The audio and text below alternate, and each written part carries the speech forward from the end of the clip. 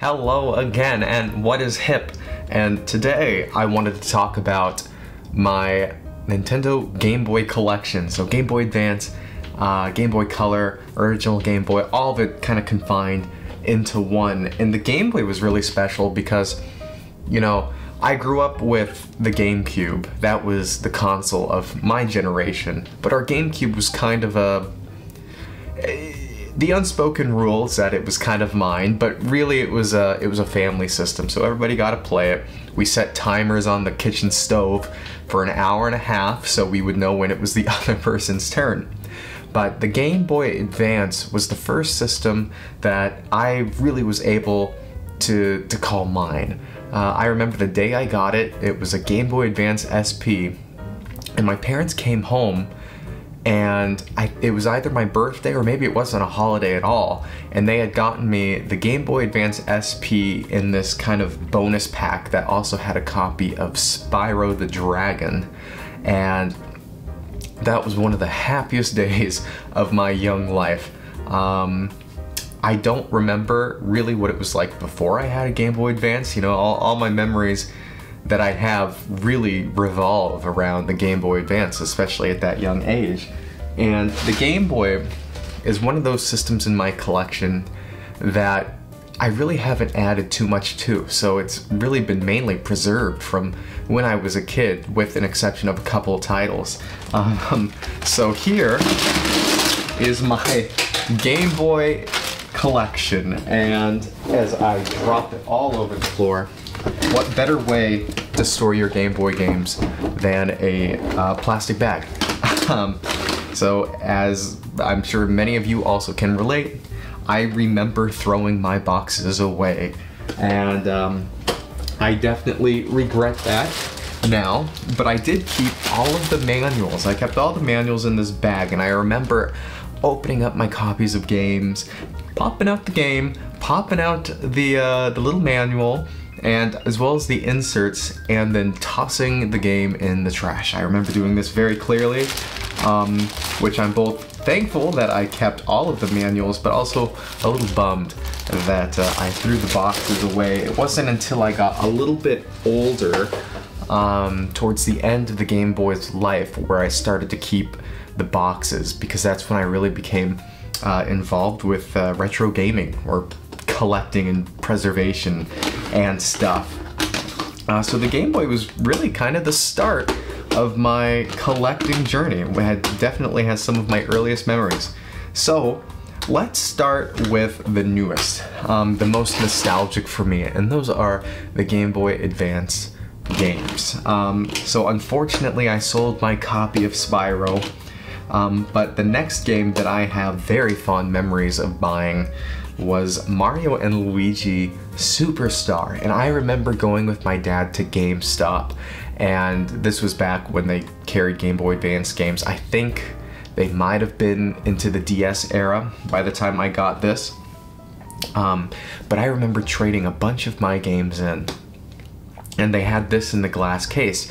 And this was the wonderful time, you know, of being a kid, where you're not familiar with every game that's out there. And I loved Mario, but I had never heard of Mario and Luigi Superstar Saga. It's a brand new Mario game I've never heard of. How exciting. So I bought it. I had no idea it was an RPG. I had no idea what to expect. And I just remember being so charmed, and I think I paid $35. I remember that pretty clearly. And I remember my dad making the comment of, that's kind of expensive for a used game, but that's GameStop for you. But I was so charmed by this. I didn't beat it, but I made it right to the very end. I just stopped playing before the final boss for whatever reason. But I just have so many memories. The dialogue was so funny. It was weird seeing Mario in the Bean Kingdom, a setting that, you know, they've never been in before, but it was still very charming. EGAD made a cameo here from Luigi's Mansion. It was just all really, really cool for me. And the next one here is the Pokemon video, and I had one more of these, and I have no idea where my copy went, if I got rid of it or what. I loved these things. I thought this was the coolest thing. I could watch Pokemon on the go in its 16-bit bitty glory on the Game Boy Advance. I had the special Game Boy Advance earbuds that plugged into the like link cable extension port, and I'd pop those in and I would watch my copy of Pokemon Johto Photo Finish. I watched this so many times. And the other one I had, I think, was also another Pokemon one. But I thought this was the coolest things. I remember showing my friends this, like, look at this, I can watch Pokemon on the go. And as a kid, of course, it looked like we were watching full HD 4K footage. And the next one here is another one that's just very dear to my heart. And I had this on the GameCube, and I'm not sure if I got the GameCube or the Game Boy version first.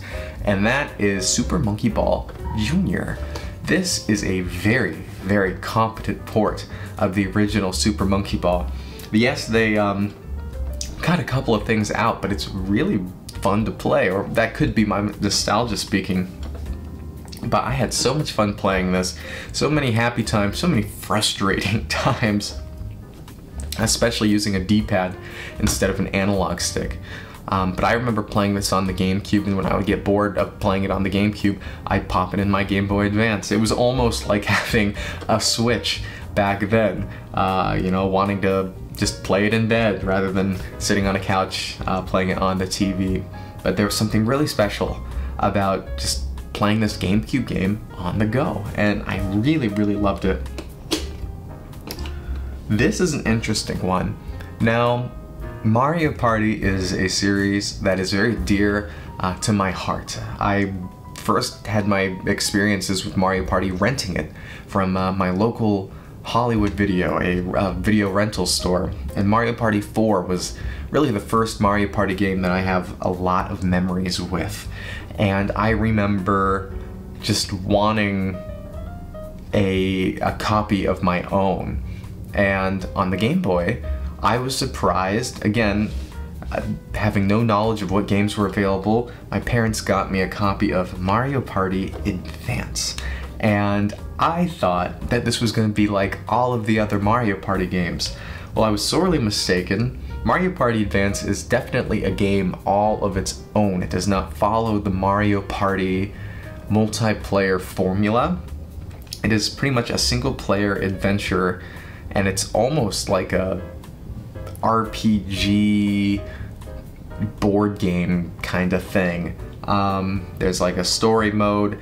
I remember being simultaneously disappointed with the fact that it was not a true Mario Party game, but also just really happy because it was a lot of fun. The writing was really great, similar to Mario Superstars. The board game RPG mechanic is actually pretty fun. I had a lot of fun with it, but I was always just kind of taken aback by that underlying disappointment of, this is not Mario Party on the go. And we did not really get that true experience until Mario Party DS, a game that I loved very dearly. Another game that I loved very dearly, as you can see, I kept all of the games that I loved very dearly. These are all games from my childhood for the most part. Pokemon Mystery Dungeon, and I remember this was one of the better days of my childhood. I remember we went to Bullwinkle's, and that's a big arcade, and we did all of that, and after we finished, we went to, I think it was this Hawaiian grill. It's weird, the memories that you remember, the little things that you would assume have no meaning. And we went to Roxy's, I think it was called Roxy's Grill, some Hawaiian grill. I was very picky with my food, so I didn't care about that. But then we went to Fred Meyer, and I got myself a copy of Pokemon Mystery Dungeon Red Rescue Team.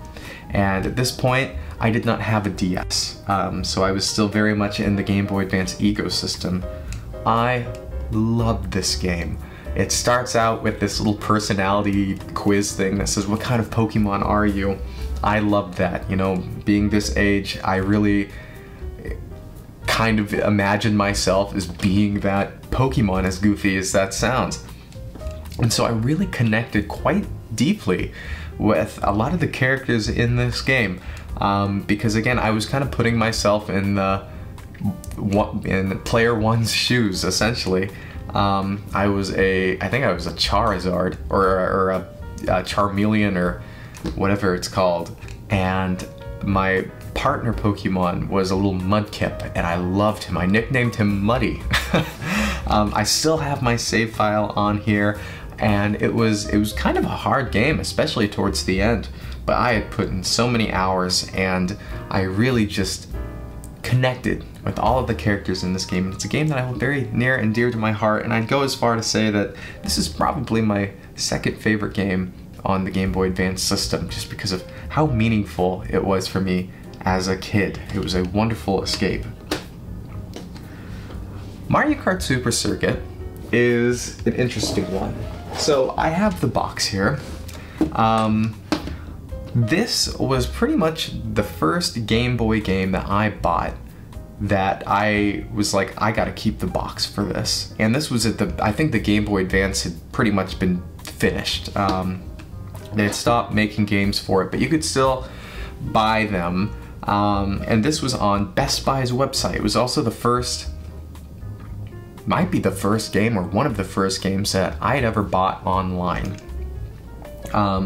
So I must have been around 11, 12, maybe even, probably around 11 or 12. And this was $20 on Best Buy's website, and I remember thinking, oh man, this is a Mario Kart game that I've never played before, how exciting. And then I also thought, wow, this is really cool, it's a brand new Game Boy game, I gotta keep this, you know, in good condition, or gotta keep the box and stuff. So it was kind of the first game that I had the, I guess, collector's mindset behind. And sure enough, I bought the game off of Best Buy's website, and I loved it. This is an amazing game. It's one of the best Mario Kart games ever made, in my opinion, and it's one of the biggest. And I also believe it's the first Mario Kart game to include past Mario Kart tracks. At least to my knowledge, it has all of Super Mario Kart packed onto this little cartridge, in addition to a whole bunch of new tracks. It was really quite ahead of its time, at least in regards to the Mario Kart series. And I had so much fun playing this. It is balls to the wall hard, so incredibly hard, but the music is so rockin', and just I had such a wonderful time playing this, and it is one of my most played games on the system. I remember I had a friend, his name was Josh, and we went over to his house, and he had like the link cable for the Game Boy, and we would pop Mario Kart in and play that on his couch, and it was just a lot of fun. Now, Final Fantasy 1 and 2 is the second game that I bought with the box. I bought this at it was called Game Trader. It was my local kind of old retro video game store, and they had new stuff too. I love this store. This store is where I was introduced to retro gaming. It is where I got 90% of the retro games that I had back then. And they had Final Fantasy 1 and 2, Dawn of Souls. And this, again, was right after the Game Boy Advance kind of stopped being in production. So this was not marked up. I think I paid $20 for this brand new. And this was, to my knowledge, my introduction to the Final Fantasy series. Potentially my second. I can't remember what my first Final Fantasy game was, but this was one of the first, if not the first. I loved this. This was my first, I guess you could say, kind of teenage/adult gaming experience. You know, it wasn't Mario, it wasn't Zelda, it was Final Fantasy. It was the grown kids game, the teenagers game. Like, it was so cool to me. I was growing up, and I actually skipped Final Fantasy 1. I went right to Final Fantasy 2, and the sole reason I went to Final Fantasy 2 is I liked the purple on the logo. I thought it looked cool.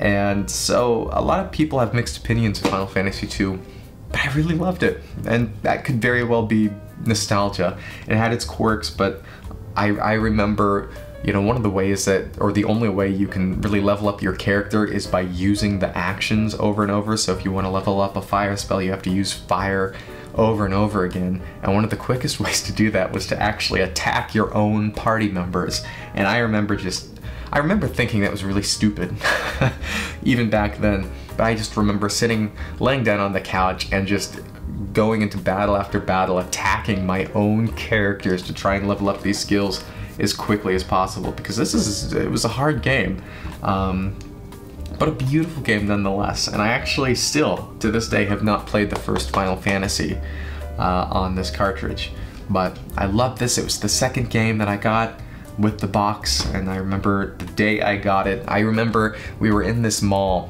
which is where it was, and after I bought the game, I remember going into the aisle behind the shop, and I remember just holding the game and looking at it and thinking, I'm gonna be in for a heck of an adventure. And I was. A wonderful memory of mine.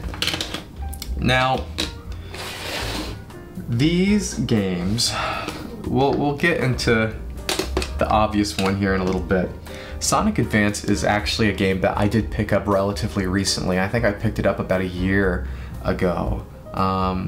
But I first played this game, well, not this exact game. When we were younger, Sonic had these like Java Flash games that you could play, and one of them was Sonic Advance. And I think it must have been like a homebrew kind of thing, and definitely not official. But I remember playing this, and I remember being blown away. I thought, wow, this looks so cool. I've never seen Sonic in this graphic style before. Everything's so smooth. The music is so cool. I was entranced, and there was this ice level in this Flash game that I thought was really cool, and surely they were just using assets from the Sonic Advance series. So from that moment on, I decided I want Sonic Advance. And so I was using eBay when I was 12, 13, 14, maybe even younger, and how I did it was I would go and buy eBay gift cards, and I would buy these games. And one of the ones I bought was Sonic Advance 3, that was advertised as brand new for the Game Boy Advance, but it was really cheap. I bought it. It was fake. I was bummed. I was heartbroken, and the cartridge itself wouldn't save, and it was really buggy. But I got my first experience of Sonic Advance 3, and I loved what I played, but I couldn't play it because of the sadness that I felt knowing that it was a fake copy and that my progress would not be saved. So many, many years later, I finally redeemed myself and I bought a copy of Sonic Advance.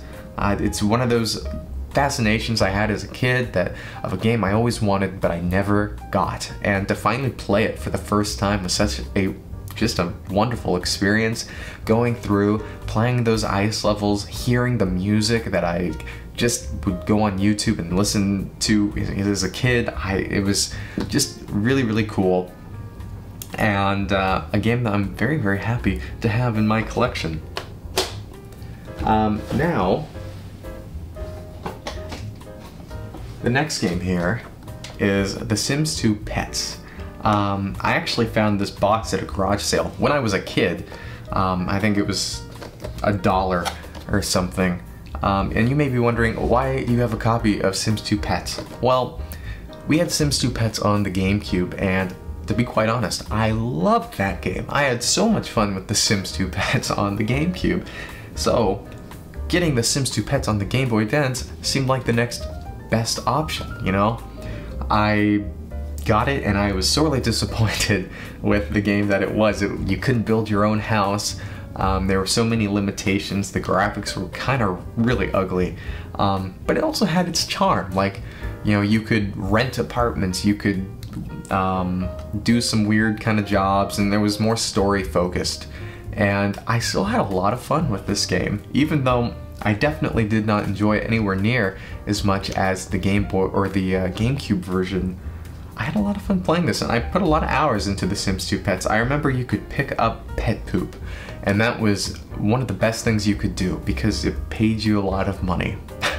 That, and you could find little abandoned batteries on the ground, and whenever you found an abandoned battery on the ground, that was like the best day ever, because it was worth so much money.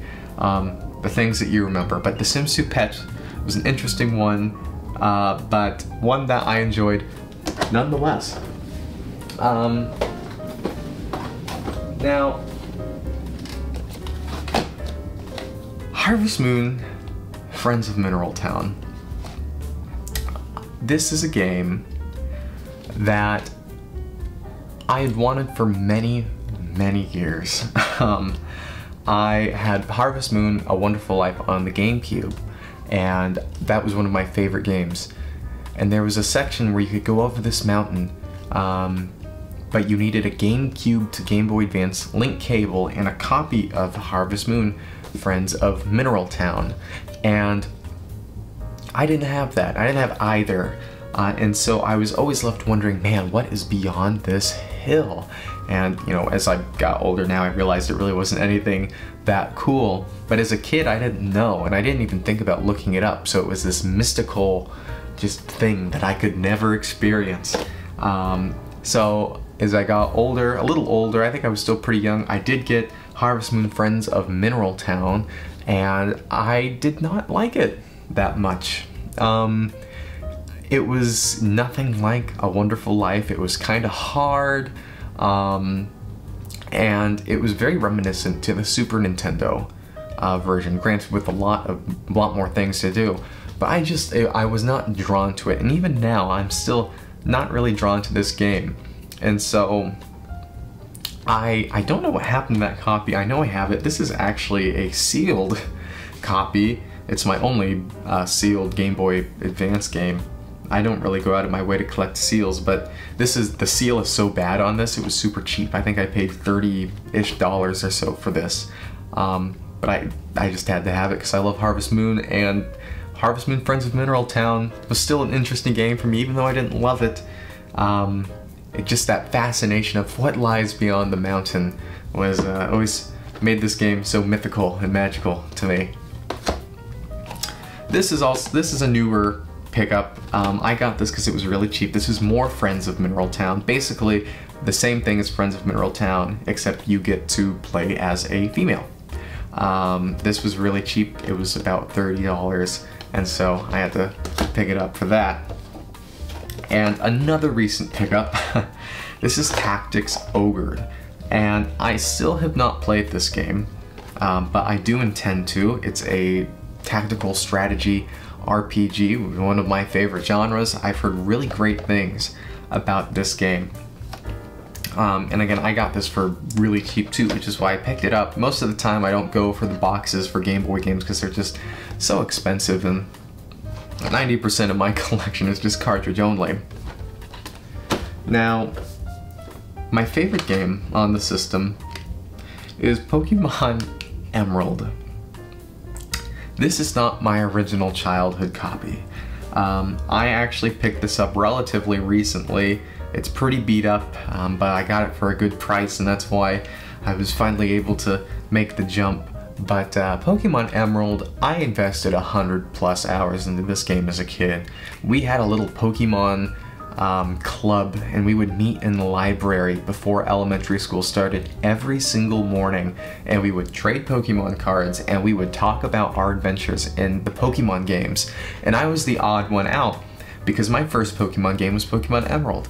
Everybody else was playing Pokemon Fire Red in the Kanto region, and so I had no idea what any of that was about. I knew about the Hoenn region, or Sinnoh, Hoenn, whichever region this is. You know, Team Aqua, Team Magma. I didn't have Team Rocket, and I remember being kind of jealous because I'd watched the Pokemon anime, and I remember thinking, man, I wish my game had Team Rocket. But growing up, I definitely realized that I had the better game of the bunch, and man, my original copy got stolen.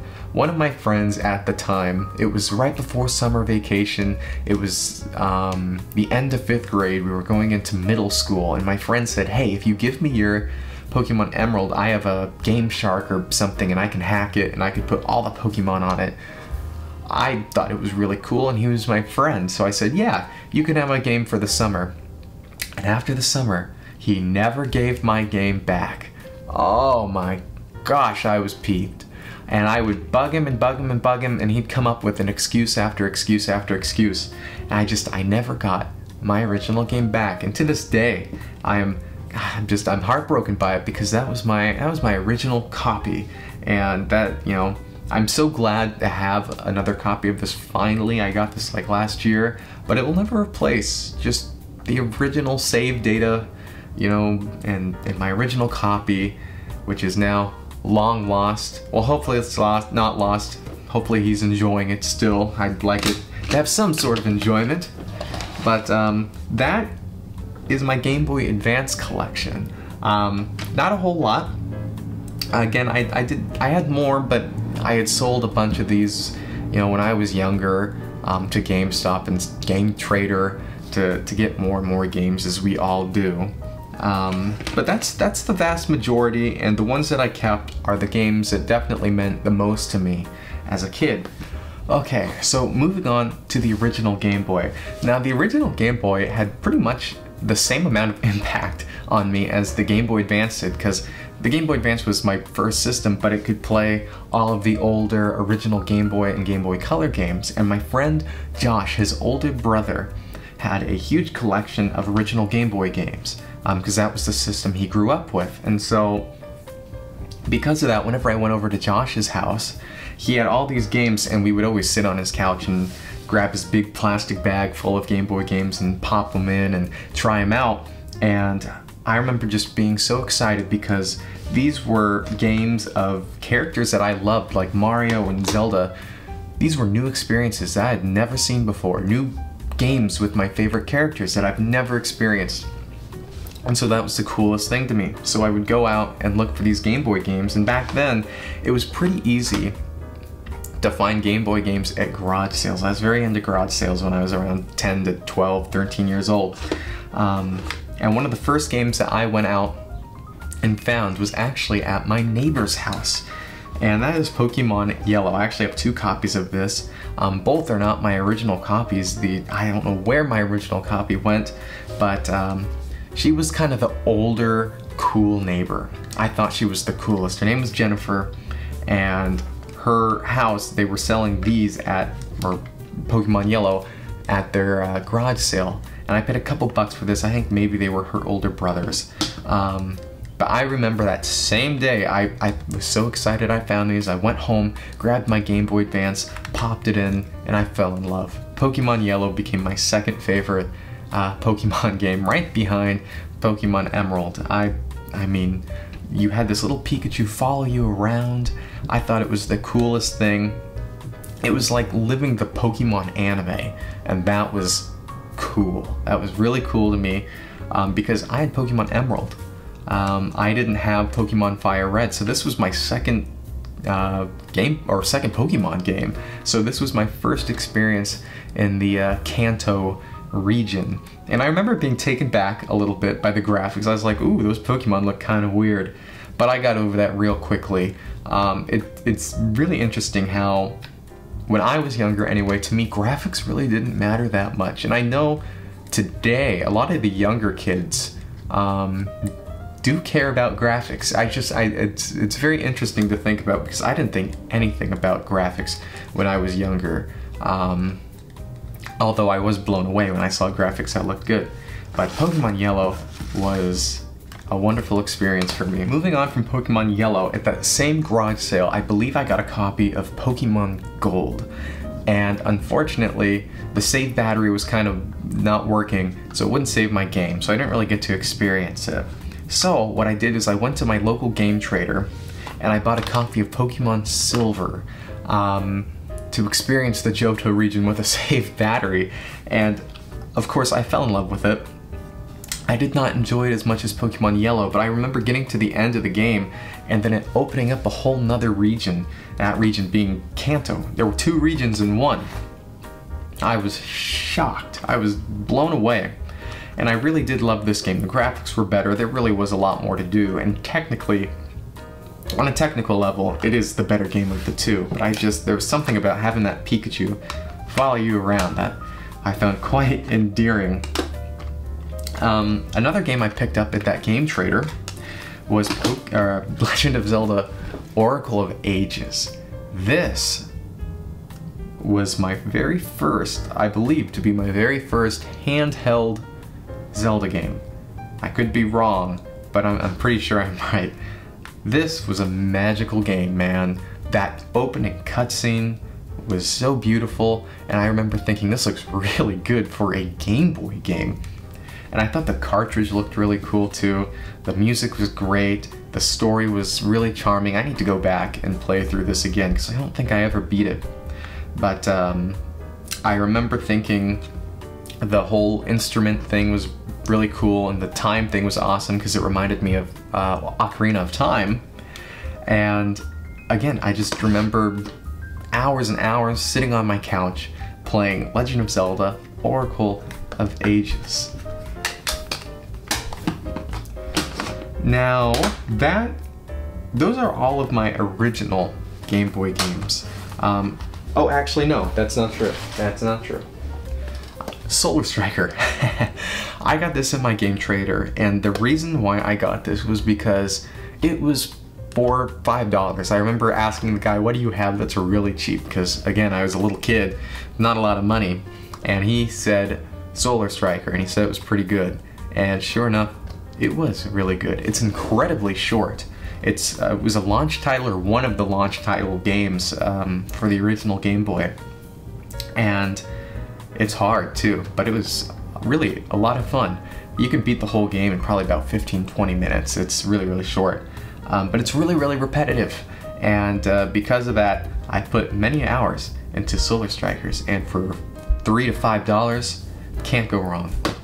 Now those are all of my original Game Boy games. Throughout the years, of course, I have picked up some more. Some of these are just eBay purchases, but some of them I got at gaming expos and whatnot. We'll start with the eBay purchase first. That is a very naked copy of Pokemon Crystal, and I got this in a bundle with Pokemon Emerald and Pokemon Yellow. And I got all of them, I think, for around $180, which is why I did it. I don't care about the condition of my games for the most part, as long as they play and save, and I get them for a price that reflects their condition.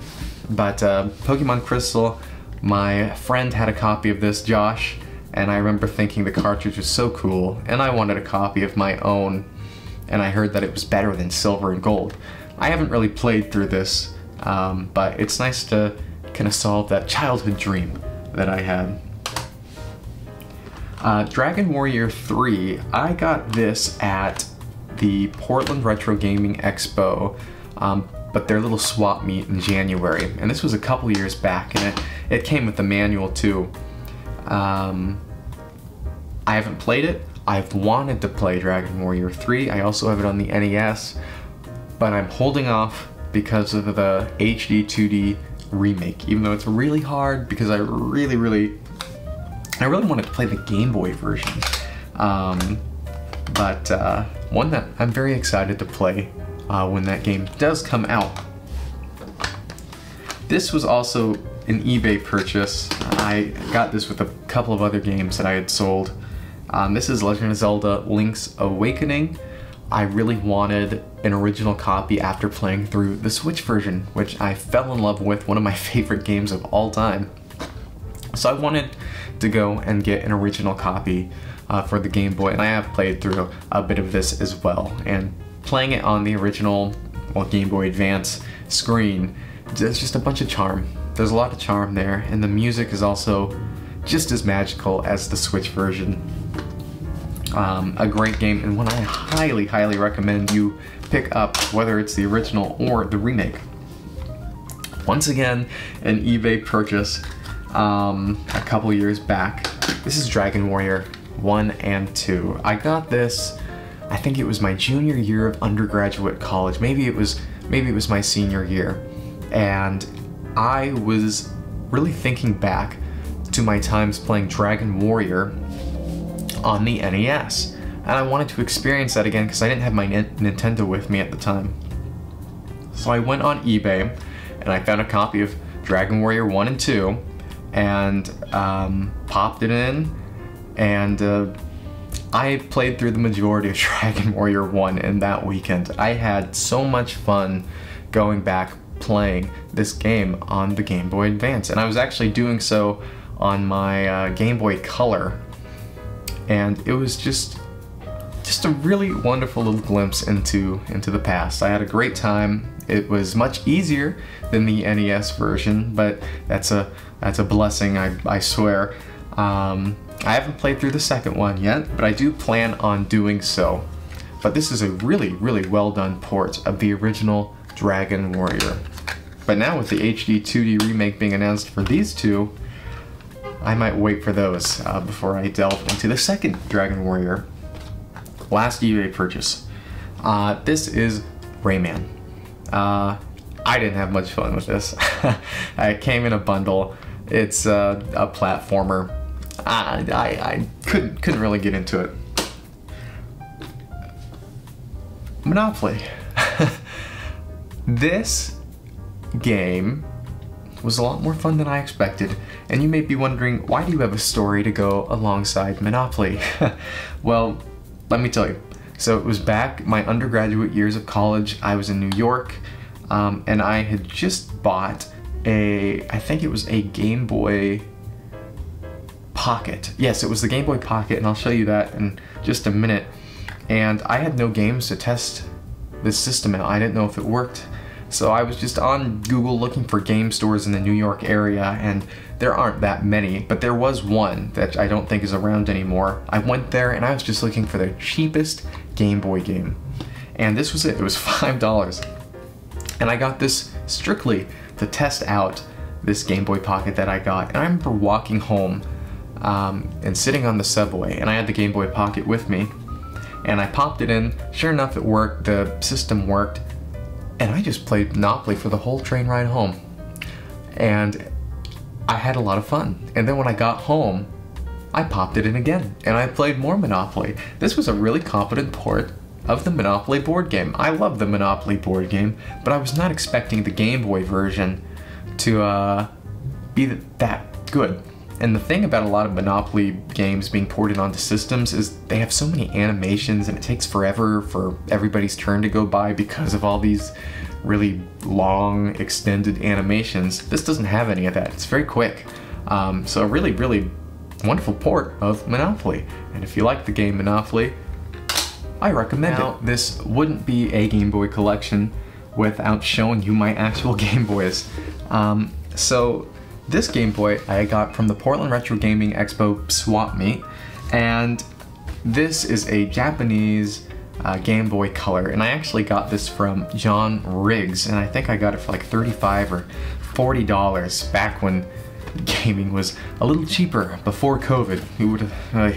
But this is a very wonderful, really great condition copy, and this is the system that I played Dragon Warrior 1 and 2 on, and because of that, I have so many great memories with this system and this game, and so these two go hand in hand with me.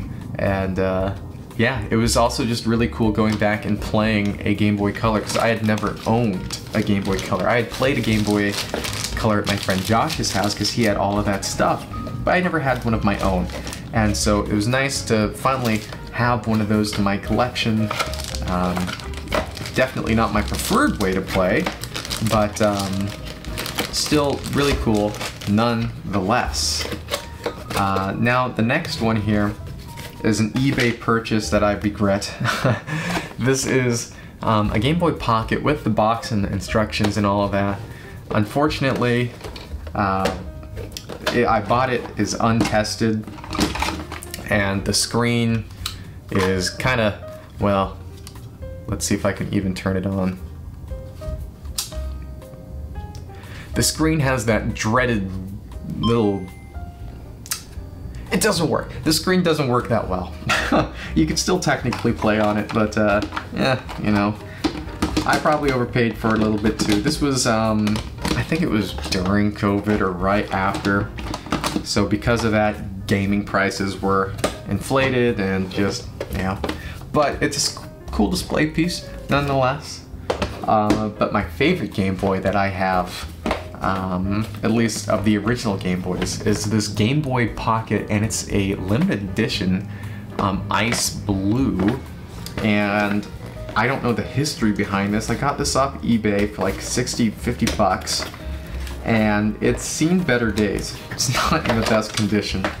But the screen and the front are, the back is kind of gross. But yeah, just a really cool system. This is the one that I played Monopoly on. So Monopoly and this Game Boy Pocket go together hand in hand, but I did play a lot of Monopoly on this system, and it's definitely my favorite version of the Game Boy Pocket, at least to my knowledge of the ones that are out. And it's a cool looking box too. I just like those ice things, you know, ice levels in Sonic, ice music. Not the drink iced tea, but well, that was not the best joke. Anyway, moving on, my original Game Boy. Oh, this thing is beat to shreds. It is scratched, it is nasty, but it's mine and I love it. Hundreds of thousands, probably, of hours have been put on this little system. And I actually had a screen protector on it as a kid, but I forgot I even put a screen protector on it. And I remember thinking when I was younger, there was a bubble on the screen, and I thought there was something wrong with the system. It was just because I put a screen protector on it and I had forgotten. So the screen's actually in pretty good shape. But yeah, this is my original Game Boy that came with a copy of Spyro the Dragon.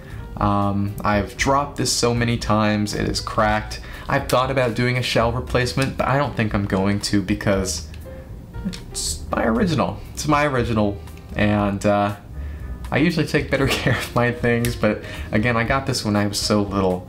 And you know, there's a funny story. I remember I got grounded once, and my parents took my Game Boy Advance away from me. It was horrible, and they hid it. And they forgot where they hid it. So I went months without my Game Boy Advance. It was horrible.